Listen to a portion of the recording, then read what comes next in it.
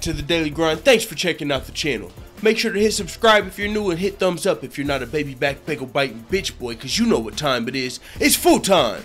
MMA. Well, John, when you really break this down, if we take into consideration Conor McGregor's earlier tweet and delete, then this here public apology is literally a shit sandwich. Alright, that was my Dan Hardy impression. Was it good? Hey, let me know. No, but let's get to this, man. This is interesting because Dan Hardy, former fighter, former welterweight fighter, now UFC commentator extraordinaire, is saying that Conor McGregor's public apology was a shit sandwich. And hey, he's really got a point. I mean, I know there's a lot of Conor stans that are like, no, Conor McGregor should be able to say whatever he wants, take everything he says at face value, he should be able to slap referees and commissioners because he's the champ. Come on, man, it's not that bad. Yeah, I hear you. But that's not what a lot of MMA personalities believe, including Chael Sonnen. He said the minute that he saw Conor McGregor slap that guy when he jumped back on the cage, him and Conor McGregor's friendship was permanently changed from there. Because, you know, a lot of people in the MMA community not only have respect for Mark Goddard, but they also have respect for a lot of these people that make these events happen and keep the fighters' safety, you know, a #1 priority. So even though Conor McGregor's done great things for the sport, a lot of MMA personalities are still looking at this like this is unacceptable. You can't put your hands on a referee or any other officials. You also shouldn't be jumping into the cage before the fight is over. Even, you know, if you don't think the fight, I mean, regardless, everyone knows the Bellator fiasco and how that happened. But another thing that happened that's really kind of big is the concussed fighter that was knocked out, whether or not they just got dropped, he got stumbled into. He's trying to collect himself and get up from being concussed, and he's got this commotion going on in the damn ring. He's getting knocked into, and you know what I'm saying? So this is actually a big deal, a lot bigger deal than some of the Conor stands make it out to be, which I understand. Diehard Conor, you know what I'm saying? That's what they're gonna fucking do. He's got some loyal fans, he's spec.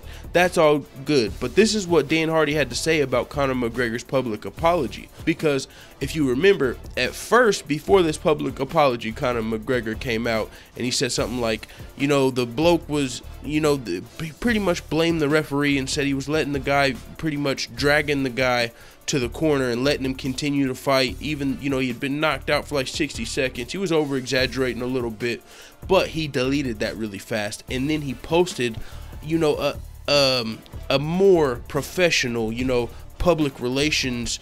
It looked like somebody from PR was like, Conor, you got to put this out there, bro. I understand you're not actually sorry. I understand you feel that way, but you got to put it out there. You know what I'm saying? That's just what it felt like whenever it's followed by a tweet and delete.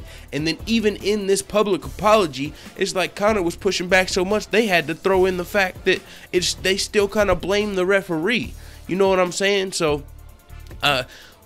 you can read Conor McGregor's public apology. I mean, I've already did a video on his specific public apology, so I'm not going to reread the whole thing, but you can read I will read Dan Hardy's tweet.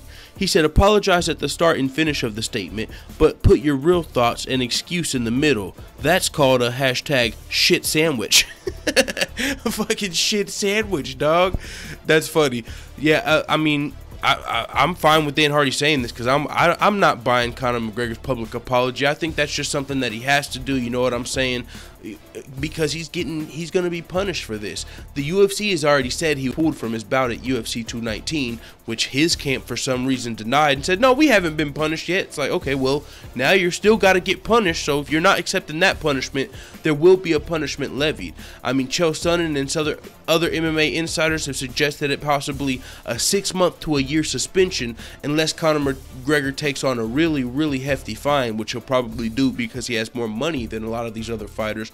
But he'll still have to have some sort of suspension or sanctions due to his actions. Now, the UFC also has further reason to be upset with Conor McGregor at this incident because, yeah, it's all good and all. You're the cash cow. You know, the UFC likes to be in business with Conor McGregor, but George St. Pierre is back. They do have another cash cow, and Chael Sonnen brought up the fact that people always talk about how the UFC needs Conor. They need Conor.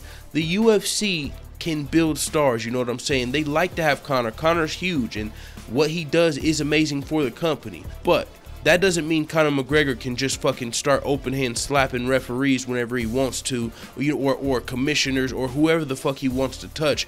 At Bellator, another reason the UFC is probably more upset. This is at Bellator. Every time we talk about this, we bring up Bellator 187. Every time we're talking about this, we're talking about Charlie Ward and John Redmond, these Bellator fighters. We call Mark Goddard a Bellator referee. Now, I mean, Bellator. Every time we talk about this, the UFC hears that shit. So that's another reason you think they're just gonna, oh no, Conor, it's okay. Everything you did's okay. No, you got the UFC fucked up, brother.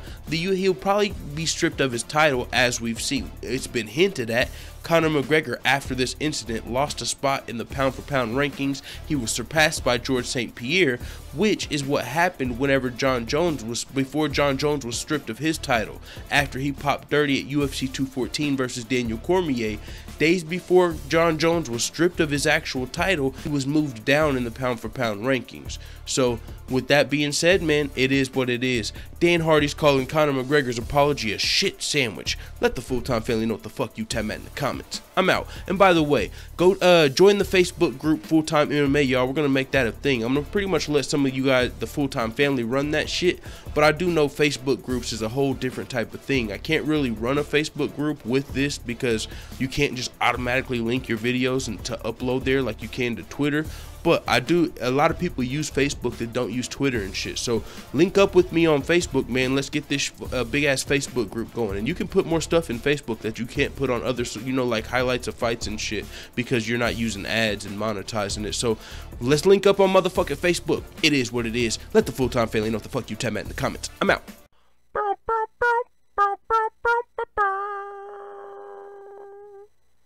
Da da da da da. It's the motherfucking DOWG.